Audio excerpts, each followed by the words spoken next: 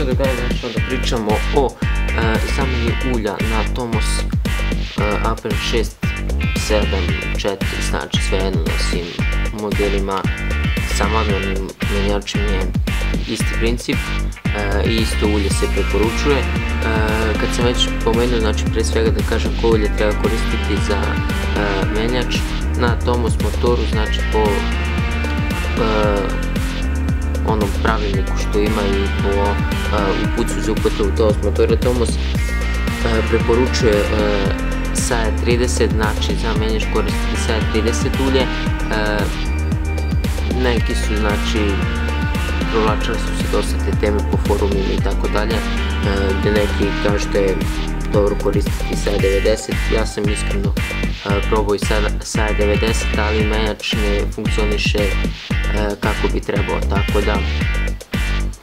stojim iza onoga što Tomos preporučuje. Ulje je potrebno menjati na nekih 6000 km, znači 6, 12, 18, znači na svakih 6000 km, mada i ako ćemo iskreno, kod nas većina i nema kilometar sat, tako da niko ne gleda koliko je prošao motoran, tako da vi vidite na neki određeni vremenski period, pa po tome da se upravljate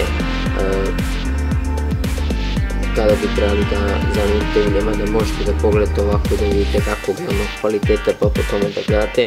a i možete na neki vremenski period da promenite ulje.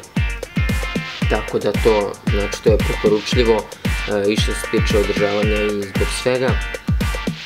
Tako da to je to što se tiče količine ulja, znači to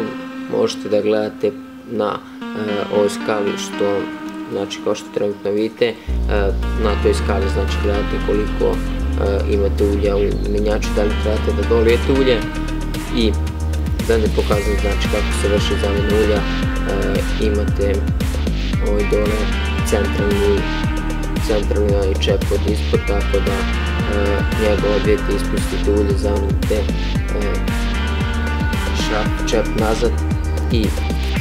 naspete ulje koliko treba, tako da to bi bilo to u klipu, sljedeći klip.